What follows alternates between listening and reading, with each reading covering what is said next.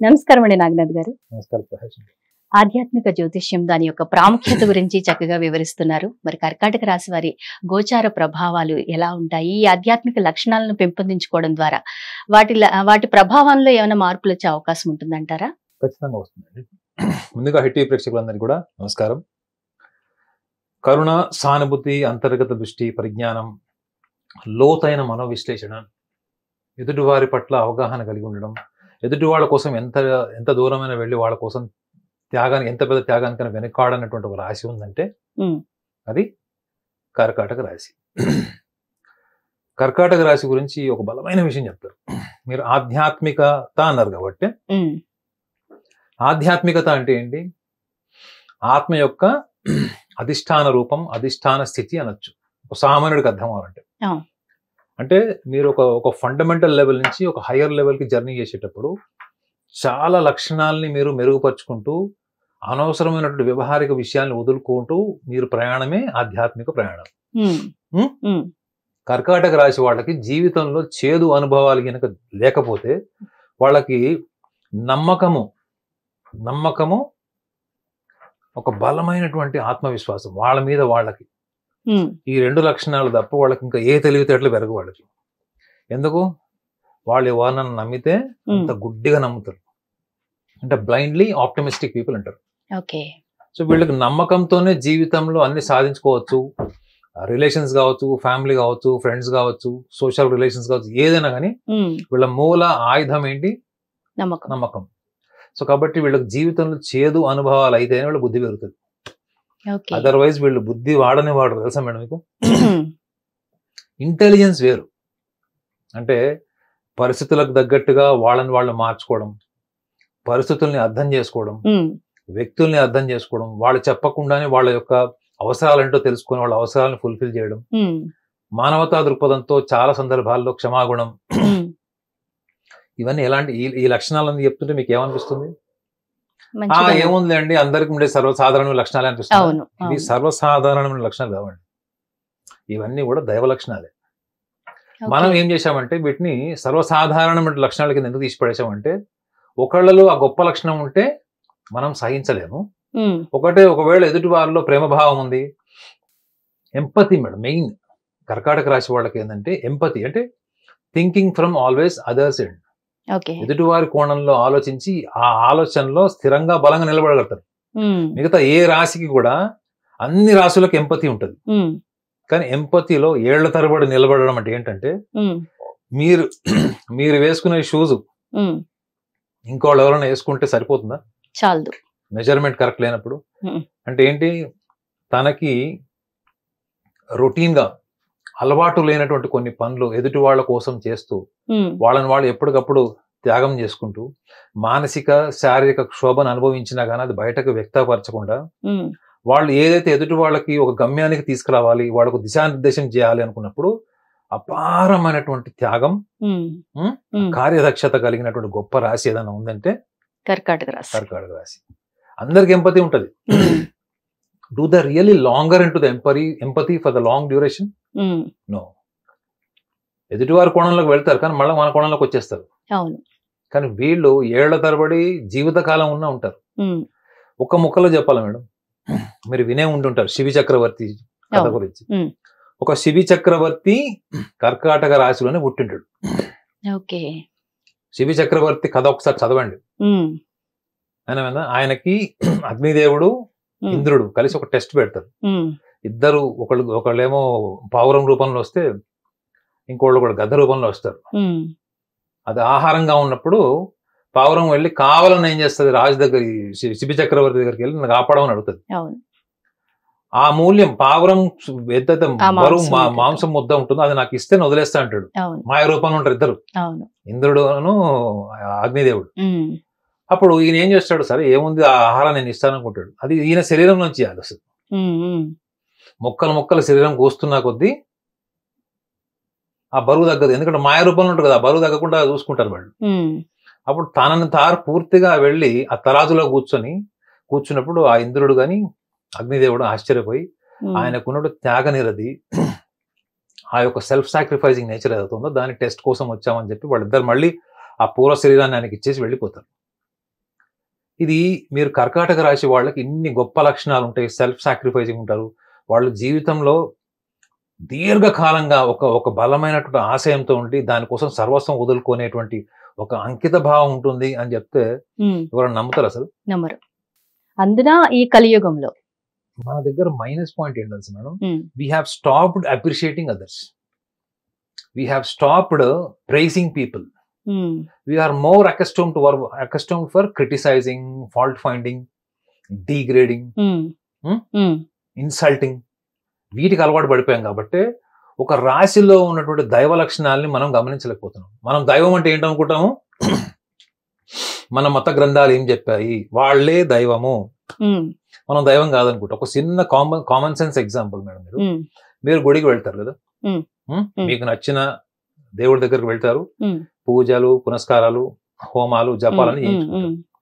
మీరు గుడికి వెళ్ళినప్పుడు అక్కడ గుడిలో ఉన్న విగ్రహంలో ఏముంటుంది, ప్రాణ ప్రతిష్ఠ జరిగి ఉంటుంది కాబట్టి అక్కడ మీరు దైవాన్ని చూస్తారు. కానీ ఎంతమందికి తెలుసు చెప్పండి, ఆ విగ్రహంలో ఉన్నటువంటి ప్రాణము, ప్రాణం అంటే ఏంటి, దైవమే, అవునా కదా? ఈ ప్రాణం మీలో ఏం చూస్తుంది, భౌతిక రూపంలో ఉన్న మీ మనిషి రూపంలో మీలో ఏం చూస్తుంది ఆ విగ్రహం మనం చూస్తుంది అంటారా?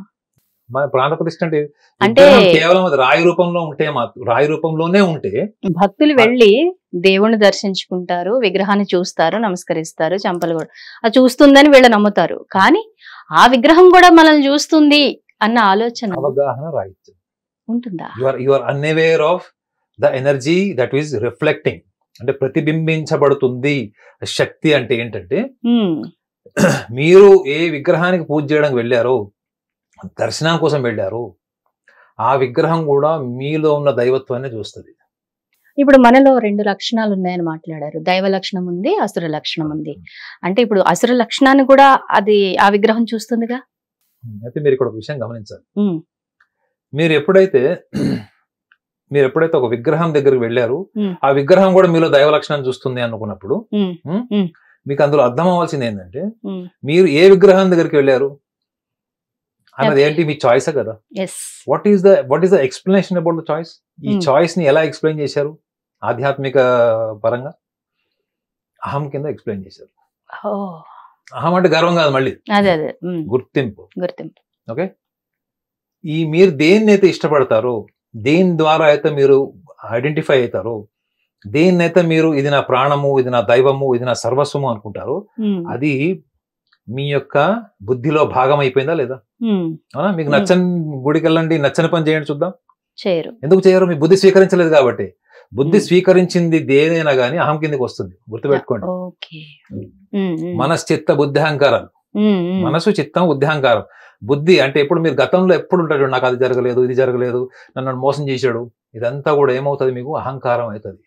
అందుకే చెప్తాడు ఎప్పటిదప్పుడు వదిలేండి, వర్తమానంలో ఉండండి. ఎందుకంటే వర్తమానంలో ఉంటే ఏమవుతుందంటే అహం నాశనం అవుతుంది, యూ విల్ బికమ్ జీరో. ఆ విగ్రహం కూడా మీలో చూసేది ఆ శూన్యాన్ని చూస్తాడు, గుర్తుపెట్టుకోండి. కానీ మీలో శూన్యాన్ని మీరు ఎత్తుక్కోవట్లేదు, ఆ అవగాహన మీకు లేదు. మేడం గుర్తుపెట్టుకోండి, మీరు అన్నారు కదా అసుర లక్షణాలు కూడా ఉంటాయి. మనం మాట్లాడుకున్న దీపావళి పండుగలో మనం నరక చతుర్దశి గురించి కూడా మాట్లాడుతున్నాం కదా. ఈ అసుర లక్షణం ఏంటి? కర్కాటక రాశిలో ఉండేటువంటి అసుర లక్షణం కూడా చెప్పాలి మీకు. చెప్పండి. వీళ్ళకి చిన్న పిల్లల మనస్తత్వం ఉంటుంది, అయినప్పుడు కూడా చెప్తాను నేను ఒక విషయం. వీళ్ళకి గనక మీరు ఒక పెద్ద పీట వేయలేదు, వీళ్ళని మోసం చేయడం కూడా చాలా ఈజీ. మీరు రోజు వాళ్ళకి మీరు లేకపోతే ఎవరు లేరు, అసలు మీరైనా సర్వస్వం, నేను లేకపోతే చచ్చిపోతాను అనుకోండి, వాళ్ళకి కావాల్సినవన్నీ మీకు ఇచ్చి మిమ్మల్ని బతికించడానికి ట్రై చేస్తారు. అంటే పొగడ్తలకు పడిపోతారంటారా? పొగడ్తకు కాదు, వాళ్ళకి తెలుసు ఏది ఫాల్స్ అప్రిసియేషన్ తెలుసు, ఏది జెన్యూన్ అప్రిసియేషన్ కూడా వాళ్ళకి తెలుసు. వాళ్ళకి దేనికి పడుతున్నారు? ఇంపార్టెన్స్, ప్రాధాన్యత. మీరు వాళ్ళకి కపట రూపంలో నాటకీయంగా కూడా మీరు వాళ్ళకి ఒక ప్రాధాన్యతని సృష్టించినప్పుడు వాళ్ళు దాంట్లో జీవిస్తారు. అందుకే వాళ్ళని కరివేపాకు మందం తీసి పక్కన పెట్టినప్పుడు వాళ్ళు ఎంత దిగ్భ్రాంతికి, ఎంత మానసికంగా ఎంత కింద పడిపోతారంటే, ఒక చిన్న పిల్లవాడు ఎగ్జిబిషన్ తీసుకెళ్లి వాడికి బ్యాట్ కొనిస్తానని చెప్పి కొనికపోతే వాడు ఎలా కొట్టుకుంటాడు కింద పడి, అంత స్థాయిలో వాళ్ళ మానసిక చంచలత్వం జరుగుతుంది. చూడండి, వీళ్ళకి అపారమైన తెలివితేటలు. అంటే కర్కాటక రాశి వాళ్ళకి రాసేటువంటి మొట్టమొదటి లక్షణమే తెలివితేటలను రాస్తారు. మరి ఇంత తెలివితేటలు ఉన్న వాళ్ళకి భావోద్వేగాల మీద ఎందుకు నియంత్రణ లేదు? మళ్ళీ ఇంకోటి వీళ్ళు ఎప్పటికప్పుడు ఆత్మ పరిశీలన చేసుకునేటువంటి లక్షణం ఉంటుంది. వీళ్ళని చాలా ఈజీగా డామినేట్ చేయలేరు మీరు. మీరు ఏ రాశినైనా డామినేట్ చేయగలుగుతారు. వీళ్ళంతటి వీళ్ళు ఇన్వైట్ చేసి ఆ పడుకున్న గాడిదని లేపి తన్నించుకుంటే తప్ప వాళ్ళని ఈజీగా మోసం చేయలేరండి. వాళ్ళని ఈజీగా అంతా ట్రాప్ చేయలేరు. వాళ్ళకి అపారమైనటువంటి తెలివితేటలు, లాజికల్ థింకింగ్ ఉంటుంది. కానీ ఈ ప్రాధాన్యతని ప్రతి దాంట్లో చూసుకోవడం వల్లనే వీళ్ళ లైఫ్లో లవ్ ఫెయిల్యూర్స్ కానీ, మ్యారేజ్లో డిస్టర్బెన్సెస్ కానీ, ఫైనాన్షియల్ ప్రాబ్లమ్స్ కానీ, బిజినెస్ పార్ట్నర్స్తో కానీ, టీం వర్క్ చేసేటప్పుడు కానీ, వీటన్నిటిలో కూడా వీళ్ళ రైట్ బ్రెయిన్తో ఎక్కువ పనిచేస్తారు. వీళ్ళు రైట్ బ్రెయిన్ అంటే ఏంటంటే భావోద్వేగాలు, సృజనాత్మకత అంటే క్రియేటివిటీ అండ్ ఎమోషన్స్ అన్ని మన రైట్ బ్రెయిన్ ఉంటే, లెఫ్ట్ బ్రెయిన్ అంతా కూడా it always talks about the means. మీరు ఎందుకు వచ్చారు, మీరు యాంకర్ గా పని చేశారు, మీకు ఎంత డబ్బులు ఇచ్చామో వెళ్ళిపోయాం అంతే. ఓకే, తిన్నామా, తెల్లారిందా, పడుకున్నామా. ఓకే, సో ఈ లెఫ్ట్ బ్రెయిన్ పని చేయడం వీళ్ళు అలవాటు చేసుకోవాలి. అంటే ఏంటి, మీ భావోద్వేగాలు, మీ ఆలోచనలు, మీ సున్నితత్వంలో నుంచి మీకు అనుభవాలు అయితే తప్ప మీరు బయటికి రాను అనుకుంటే ఇక జీవితం అంతా కూడా మీకు గత స్మృతులే. చూడండి, ఇంత గొప్ప చైతన్య స్థితి, ఇంత లాజికల్ థింకింగ్ ఉన్న వీళ్ళు ఎప్పుడు గతంని తలుచుకొని బాధపడతారు. వాడు మోసం చేశాడు, వాడు ఇట్లా చేశాడు, నేను అలా చేయకుండా ఉండాల్సింది, ఇవన్నీ అంటారు. అది ఏం చేస్తుంది మేడం, అది మీరు గుట్టలుగా మీకు అహంకారం పెంచుతుంది. మీరు నరక చతుర్దశి రోజు కాల్చాల్సింది ఏంటి, అహంకారాన్ని కాల్చాలి. మీరు కాల్చాల్సింది అక్కడ వేసినటువంటి చెత్త చెదారం ఆ బట్టలు కాదు, కాల్చాల్సింది మీరు గతంలో ఎంత నలిగిపోయారు ఏంటి అన్నది. అది ఒక యాదృశ్చికమైనటువంటి సంఘటన కింద మీరు తీసుకోవాలి. కారణం ఏంటి, యాదృశ్చికం ఎందుకంటున్నాను, అవగాహనతో జరిగిందే. మరి యాదృశ్చికం ఎందుకు అంటా అంటే అది ప్రకృతి నియమం, అది కర్మ ఫలితం అంటారా. కర్మ ఫలితం, ప్రకృతి నియమం ఏంటంటే మీ జీవితంలో మీరు ఎంత ప్రణాళికబద్ధంగా ఉన్నా, ఎలా ఉన్నా కానీ మీకు తెలియకుండా యాదృశ్చికంగా జరిగేవి కూడా జీవితంలో కొన్ని ఉంటాయి. ఇక్కడి నుంచి వాళ్ళు నెక్స్ట్ లెవెల్కి ఏం వెళ్ళాలి, వాళ్ళకు సాత్విక దృక్పథంతో ఎలా వెళ్ళాలంటే, లైఫ్ ఇస్ అ మిజరీ. అంటే జీవితం అన్నది ఒక మిస్టరీ, ఒక మిజరీ. దాన్ని మీరు ఛేదించి ఒక పర్ఫెక్షన్ తీయడానికి ట్రై చేయొద్దు. ఏం చేయాలి, ఆ మిజరీలను బతికేయాలి హ్యాపీగా. అర్థమైందండి. మీరు స్విమ్మింగ్ పూల్కి వెళ్ళారు మేడం, స్విమ్మింగ్ చేస్తున్నారు. స్విమ్మింగ్ పూల్ లో ఉన్న ప్రతిదీ కూడా మీరు ఇంచ్ అండ్ అంటే ప్రతి ఇంచ్ మీరు చెక్ చేయరు కదా. మీరు వెళ్ళింది దేనికి, కాసేపు స్విమ్మింగ్ చేయాలి, రిలాక్స్ అవ్వాలి, బయటకు రావాలి. సో లైఫ్ ని కూడా వీళ్ళు అంత ఈజీగా తీసుకోవడం అన్నది నా సూచన. కర్కాటక రాశి వారు లైఫ్ ని చాలా ఈజీగా తీసుకోవాలి. రిలేషన్స్ లో మాత్రం గుర్తుపెట్టుకోవాలి ఏంటంటే, వీళ్ళు మీరు రైట్ బ్రెయిన్ తో మీరు పనిచేస్తే ప్రపంచం అంతా లెఫ్ట్ బ్రెయిన్ తో పనిచేస్తుంది. అంటే ఏంటి, మీ కళ్ళ ముందర ఉన్నటువంటి వ్యవహారిక సమాజం వేరు, మీ అంతర్లీనంగా ఉన్నటువంటి సూక్ష్మ శరీరంలో మీ భావోద్వేగాలు, మీ ఆలోచన, సున్నితత్వం వేరు. ఇవి రెండు నార్త్ పోల్ సౌత్ పోల్ లాగా ఉంటాయి. మరి మీరు గమనించాల్సింది ఏంటి, మీరు మీ ఊహలు, భావోద్వేగాలు అనేటువంటి భావోద్వేగాలు అనేటువంటి బావిలో నుంచి బయటకు వచ్చి వర్తమానంలోకి, రేషనల్ వరల్డ్ కి ఎప్పుడైతే మీరు వస్తారో, లాజికల్ వరల్డ్ కి ఎప్పుడైతే వస్తారో, వాటిని స్వీకరిస్తూ ముందుకు వెళ్ళేటువంటి ప్రయత్నం చేయాలి. ఇది వీళ్ళకి స్కూల్లో, కాలేజీలో, ట్యూషన్ సార్ దగ్గర తల్లిదండ్రులు కూడా ఇవి చెప్పరు మేడం. వాళ్ళు ఎవరు చెప్పరు.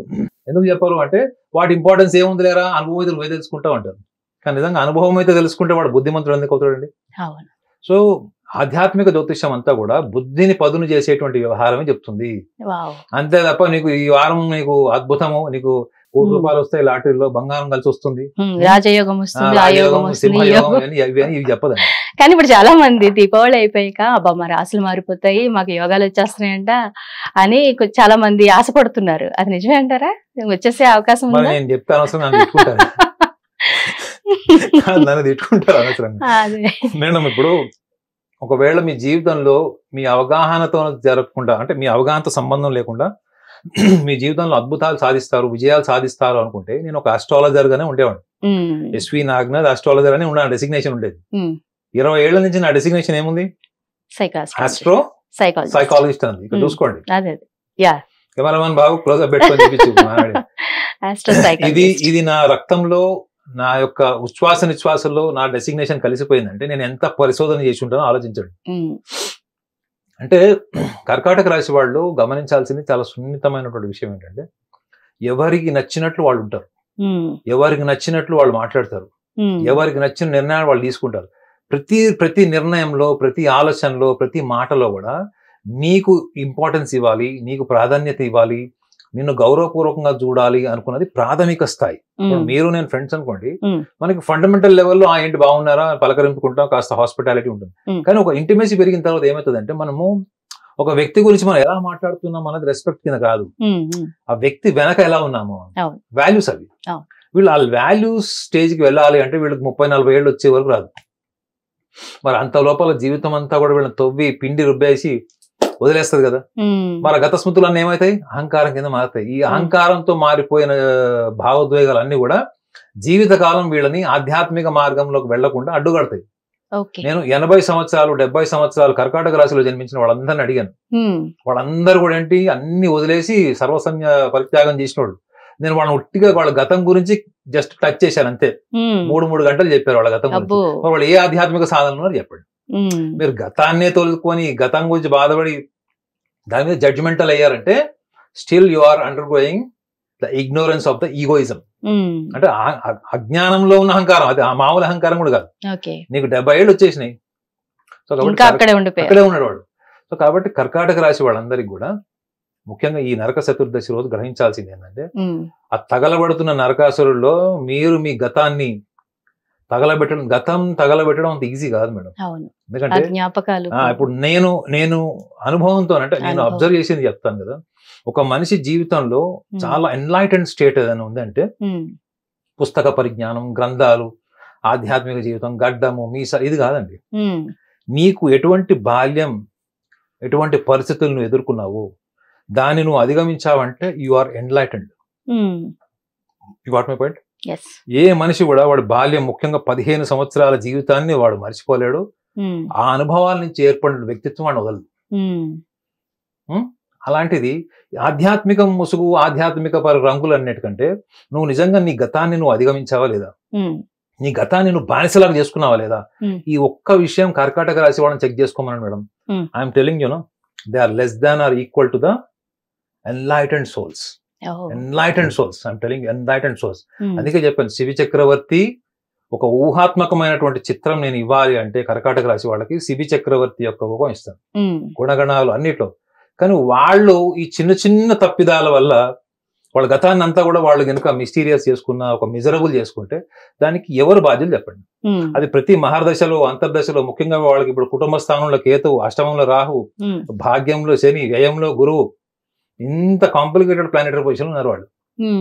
మరి వీటి నుంచి వాళ్ళు అధిగమించాలంటే ఈ సింపుల్ టెక్నిక్ ఏదైతే చెప్పిందో ఆధ్యాత్మిక జ్యోతిష్యంలో, అంటే మనం సంస్కరించుకునే మెథడ్ ఏదో చెప్పిందో, దీని మీద వీళ్ళు ఫోకస్ చేసి ముఖ్యంగా నరక చతుర్దశి అమావాస్య రోజు ఆ ఒక్క విషయాన్ని కనుక వాళ్ళు కనుక పాటిస్తే ఇంకా పాడ్యం నుంచి వాళ్ళకి కొత్త దీపావళి, ప్రతిరోజు దీపావళి అని నా విశ్లేషణ.